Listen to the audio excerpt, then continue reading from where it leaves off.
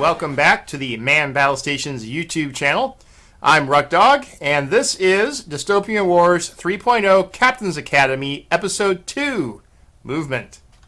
We're going to be talking about things like basic movement, and then advanced movement, which is going to include topics such as full reverse, collisions and rams, special rules, etc.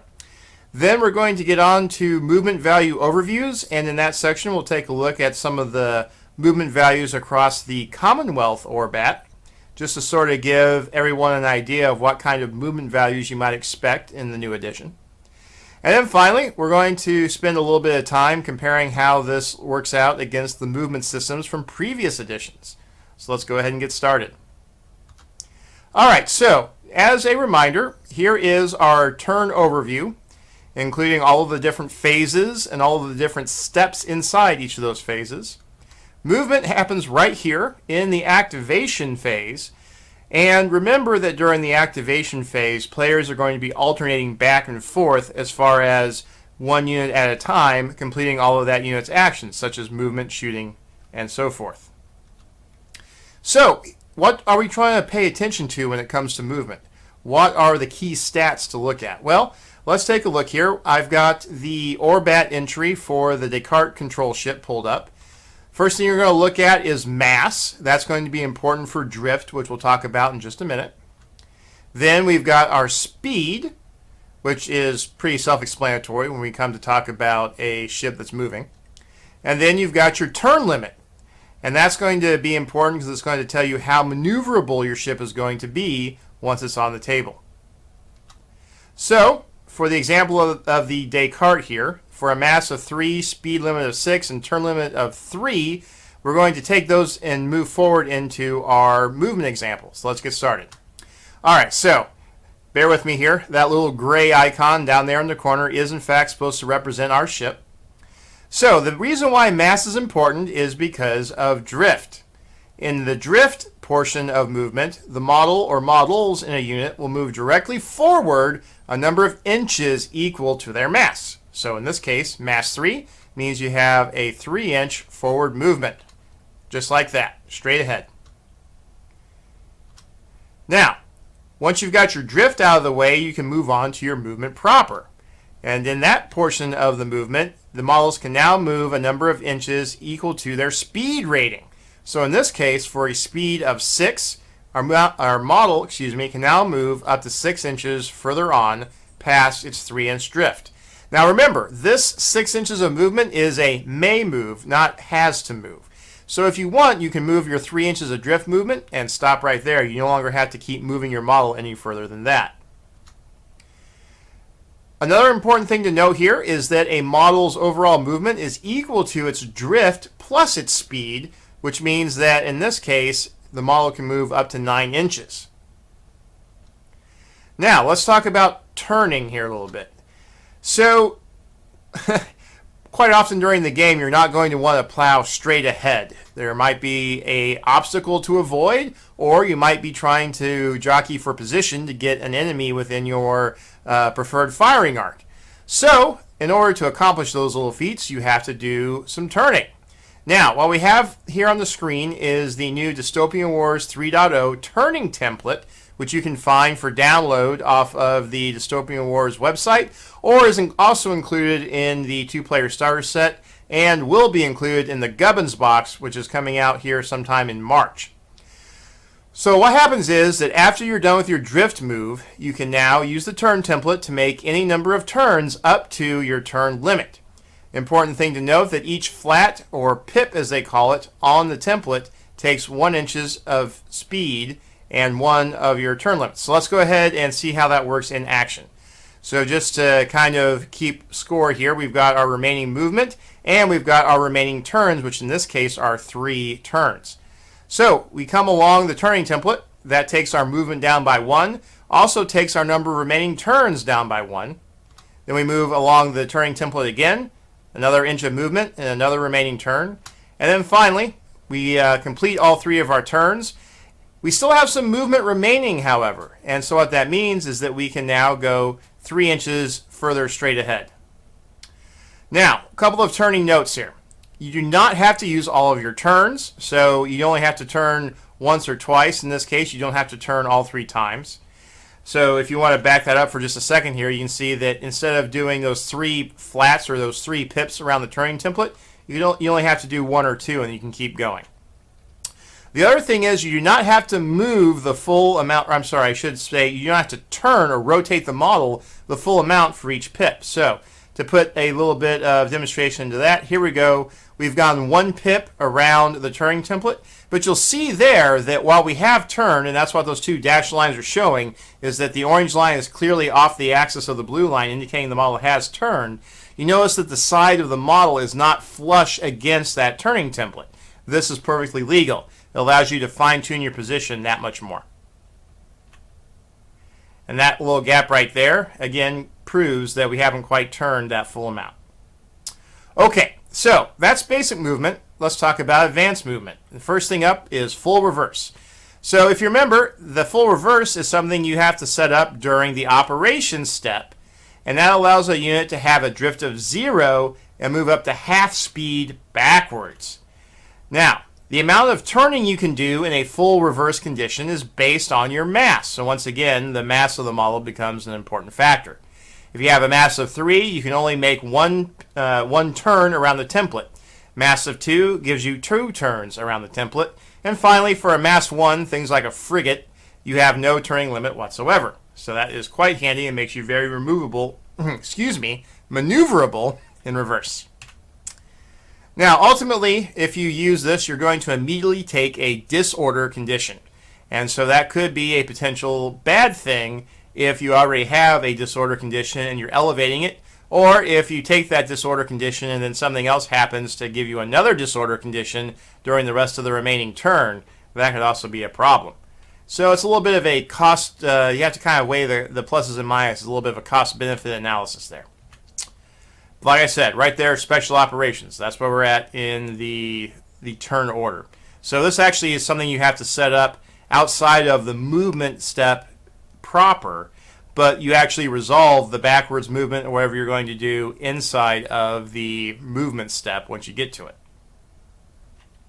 Now, a couple things to know about full reverse. Units using full reverse can still move forwards or stay still.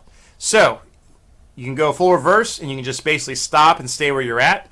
You can also go full reverse and have a drift of 0 and then move up to half of your speed. So this might allow you to move only 1 or 2 inches when your drift is, say, 5 inches like the Ice Maiden, right? So that could be handy in a certain situation. Also, full reverse applies to the entire unit, but not to an individual model. So if you're going to have a squadron of frigates that maybe has 5 models on the table, if you go full reverse, that full reverse is for all 5 models, not just for 1 or 2 of them. Alright, so now we go to advanced movement collisions. Alright, so collisions are accidental contact with friendly models, enemy models, or terrain. And you can see there at the bottom of the screen we've got a little bump there between 2 friendly ships.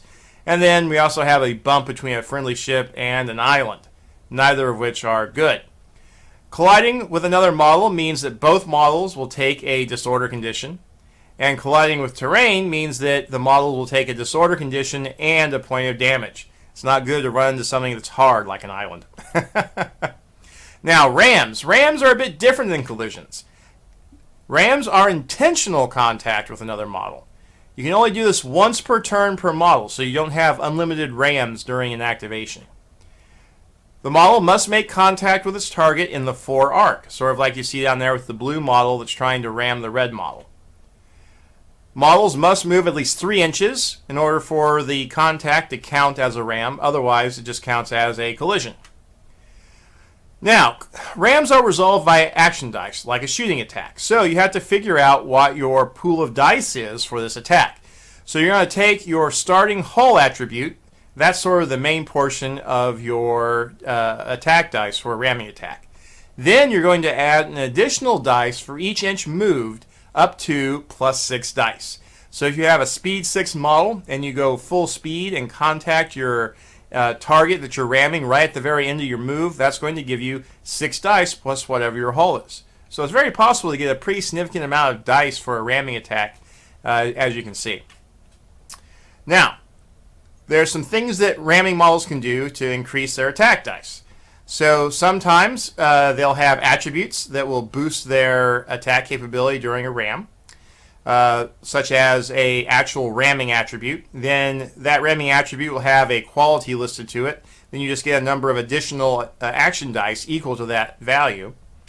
And then after resolving the ramming model checks to see if itself was hurt in the process. So after the ram has been resolved, the ramming player rolls a single action die. Hit equals 1 point of damage to the ramming model. An exploding hit equals 2 points of damage and a disorder condition. So, yeah, another way you might pick up a disorder condition from something you're doing as part of your movement.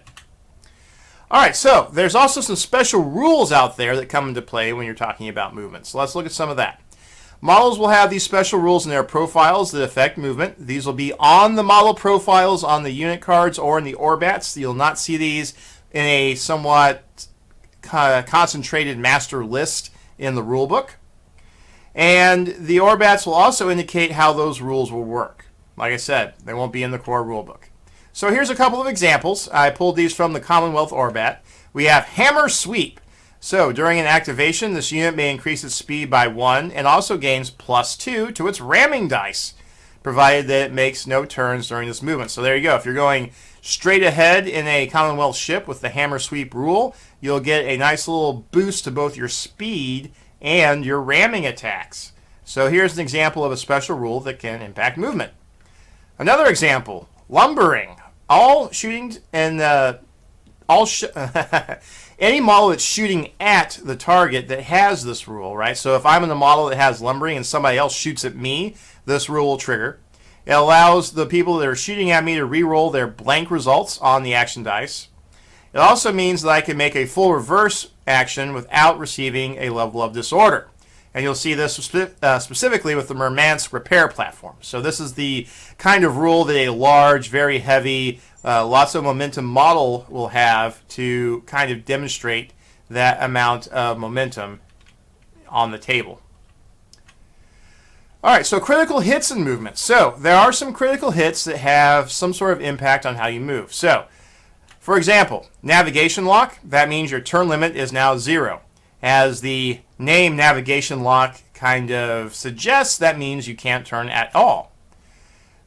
The Sturgenium flare critical hit, among other impacts, will also cause you to immediately move forward 3 inches.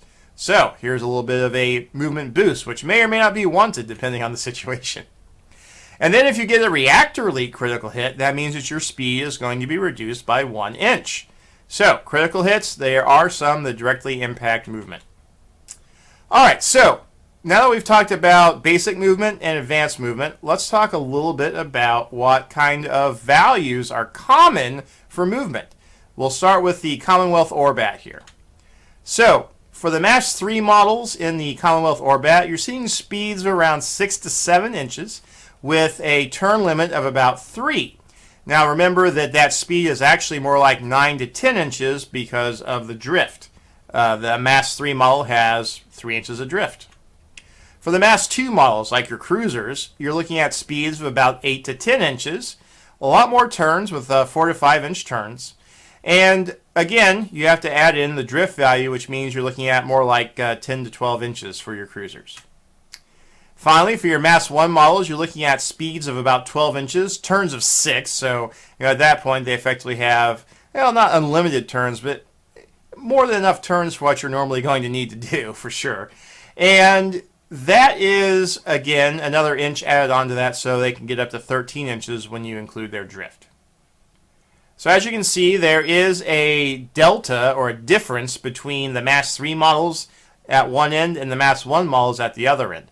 The Mass 3 models are topping out at about 10 inches, whereas the Mass 1 models are topping out at about 13 inches. So while that is an appreciable difference, it's not quite as a large of a gap as you would have seen in older versions of Dystopian Wars, which is interesting. And that sort of brings us to our final topic here for this video, talking about how this stacks up against previous editions. So, what you'll notice is that your Mass 3 and Mass 2 models, your battleships, your carriers, your cruisers, they're going to be faster overall, and as we just mentioned, faster in relation to the smaller ships in the game, like the frigates. It's easier to go in reverse in this game. A lot easier, as a matter of fact. In older versions of Dystopian Wars, you have to declare you're going to do your reverse move the turn before you actually did it. So it'd be sort of a delayed action. In this, you can actually declare it and start moving backwards right away in the same activation. Makes it a lot easier to avoid obstacles and or friendly enemy models. There's only a single turning template in Dystopian Wars 3.0. This is somewhat reminiscent of the fast play version of Dystopian Wars that Spartan made, Dystopian Wars Fleet Action. But bottom line is you only have one template to worry about, so you're not trying to juggle 3 different types, or really 4 different types of templates if you include the 45-degree template on the table. You just have the one to keep track of. So I think in general you can say that the Mass 3 models are more maneuverable, more mobile, whereas the Mass 1 models are somewhat less so. But there is still enough of a distinction between the Mass 3 and Mass 1 models on the table that they are going to feel quite a bit different, I believe. The other thing you need to know is that models slow down less due to damage. And what I specifically mean by that is that in the older versions of Dystopian Wars, you had a half move critical hit, an engine damage critical hit, which would take your model and reduce its movement by half. That no longer exists. There is, as we said, there are some critical effects that will reduce your movement, but that reduction is a lot smaller in relation to the original movement stat of the model than it used to be under the original Spartan rules. Alright, so to wrap up, we talked about basic movement, how you do your drift and then your turning if desired. We talked about advanced movement, things like full reverse, your collisions and your rams, your special rules, your critical effects, all the things that might impact how a model is going to move on the table. We talked about some of the common movement values, some of the things you might expect for a Mass 3, a Mass 2, and a Mass 1 model. And then finally, we talked a little bit about how movement in 3.0 stacks up to previous editions of Dystopian Wars. So thank you for watching. That brings us to the end of episode 2 of the Dystopian Wars 3.0 Captain's Academy. Next episode, we're going to talk about shooting. So make sure you come back for that one. And thanks for watching. We'll talk to you next time. This is Ruckdog saying good luck and good hunting.